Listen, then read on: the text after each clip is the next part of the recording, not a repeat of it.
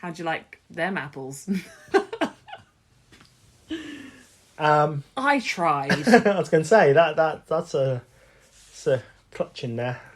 There was another line about... You don't have to go on, you don't. Well, no, go on, say it. There was another line about something they did being illegal in Kentucky or something like that, which was some weird kind of sex joke, but I thought I'd go highbrow, not lowbrow.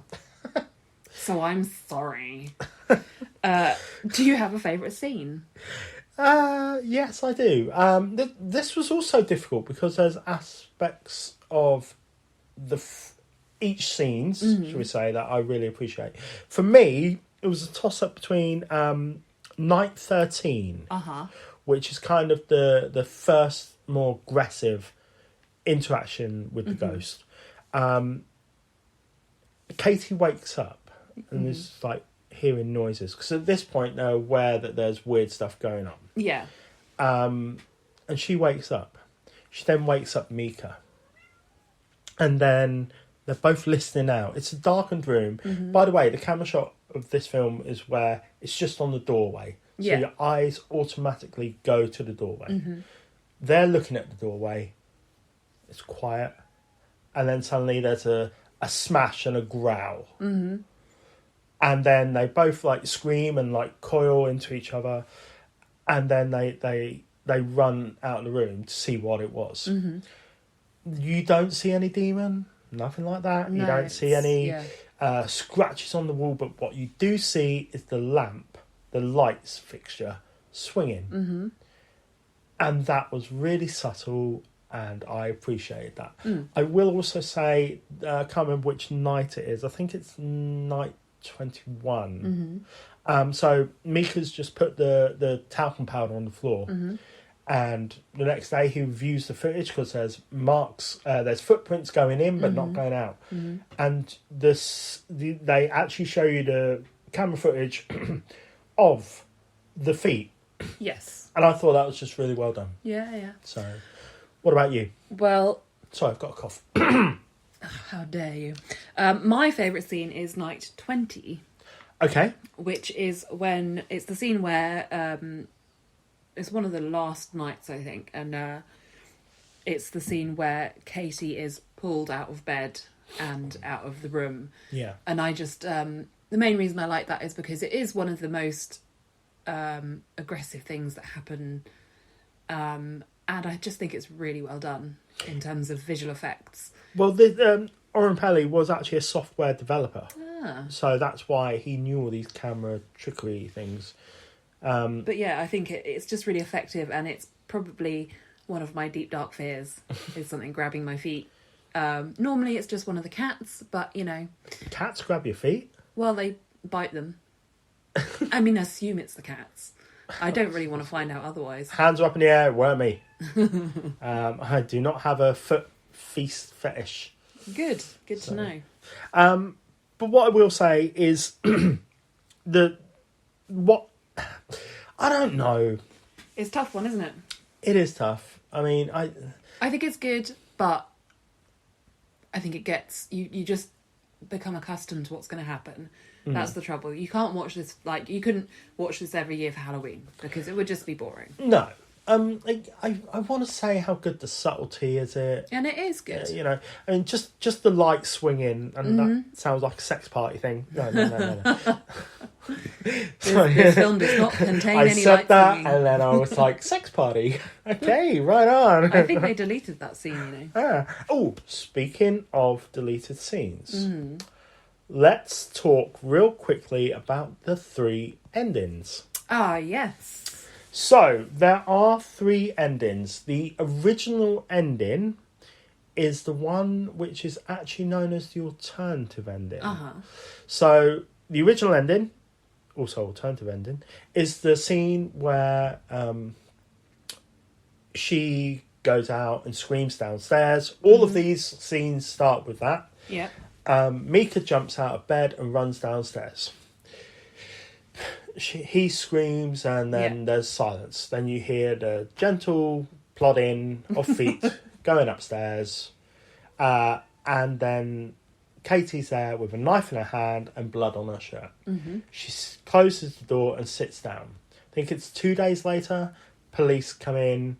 She jumps up because she's just sat there for 2 days, just swaying back and forth. The police come in, see her. She gets up. She's got a knife. They shoot her dead. Yeah. They shoot her dead, man.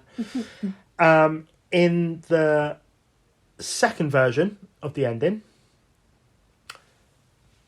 Mika runs downstairs after hearing Katie screaming. All that stuff happens. Yeah.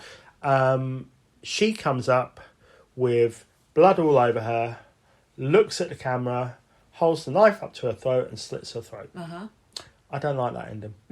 The third ending, which in the UK is known as the alternative ending, but in most of the world is actually the original ending. Goes downstairs. Mika screams. There's silence, and then Mika's butt gets thrown at the camera. That's what happens. It gets thrown at the camera. Attached it to the rest of his body. Yeah. And he's laying on the floor. Katie appears next to him, leans down, kind of almost goes to suck his blood or something. I don't know. She kind of nuzzles his neck. Yeah.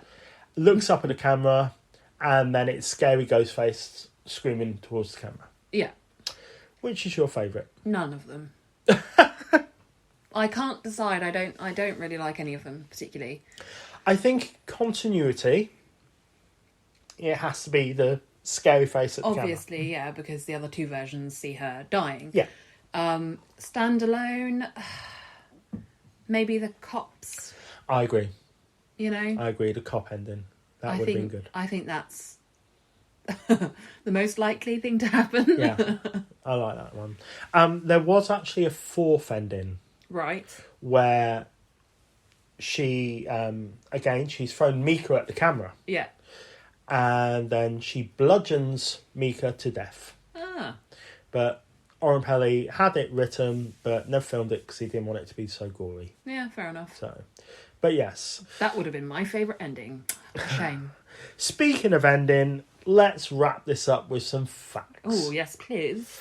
So, the original ending was changed because Steven Spielberg had a screener for it and suggested something different. Filming was completed in a grand total of 10 days. Wow. That's pretty quick. Yeah. This was Oren Peli's directorial debut. Paramount acquired the rights for $350,000. The film went on to make $193 million worldwide, making this the second most profitable movie ever made after Blair Witch Project. Out of 8 people hired to star in the movie, only 5 cast members remain in the theatrical release. Oren Peli got the idea of the movie from a personal experience. Late at night, he was sleeping and a box of detergent fell off the shelf. The box was pushed far back, so just wouldn't be able to just fall off like that. Shouldn't sleep in the laundry room then. It beat Saw 6 in 2009 to the top of the box office in that month of October. Wow. Which effectively brought the end of the Saw franchise. The third ending, which I mentioned, they basically just said that it was too violent to be filmed, like I mentioned. And as far as I'm concerned, that's all the facts for Paranormal Activity. Watch it in a dark room and then just don't watch it again for a long time. Yeah, like 10 years. Yeah. But watch the other ones, except for the 5th one. I mean, if you're a glutton for punishment like I am, and you're just adamant that you'll watch all the sequels despite them being crap, that applies to all horror films for me. Well, yeah, I mean, I think we've done that with pretty much all film series. We haven't done that with the Halloween films, though. True. Because I've seen them before, but I haven't seen Curse of Michael Myers for a long time, but that's crap. It is. But yeah, we like watching trilogy of films, you know? Yeah, it's good fun. It's nice to get stuck into a series. Yeah, and don't bother watching any of the rip-off films. that are out there. Paranormal Entity. Paranormal Entity, Grave Encounters, basically anything where the front cover looks like the front cover of Paranormal Activity, just steer clear. Yeah.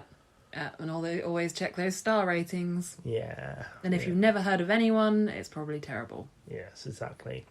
Give me some links, Freya, give me links. Na na na na na na na na na. You can email us on fullmoviepodcast@gmail.com. On Twitter, we are at fullmoviepoduk, and on Instagram, we are at fullmoviepodcast. Come and say hello, give us a virtual high five, and say hello to a friend you haven't spoken to for a while, because you know what, we're all going through a trying time and people need to be reminded that they can still speak to their friends or family. So reach out. That was delightful. I'm sorry for laughing at you. Yes, talk to some old friends. We'll be revisiting an old friend for our next episode. Ooh, I'll look at the... I'm sorry, everybody has to admire the queen of segues, Freya. Well done. Okay, next Sunday, it's episode... Sunday. It is episode 37. It is indeed, and we are taking a little break from the horror genre. Just for one day. Just exclusively. Just for one day. Specifically for a childish joke featured in our next film. On Sunday, we are doing 1994's Clerks. Hooray! Oh, I love Clerks. I love Kevin Smith. Is this our first Kevin Smith? It is our first Kevin Wow. Smith. And I'm sure it won't be our last, because we need to discuss Red State and Mall Rats and Chasing Amy. Oh, I just love Kevin Smith. He is So a gentleman. We are watching Clerks for episode 37. If you need to know why, listen to Sunday's show. Exactly. Yes. So until Sunday, wrap yourself up nice and warm. Turn off the lights. Get yourself all comfortable and ready for an evening of Clerks. Hooray! Until Sunday, toodles. Goodbye. One last time.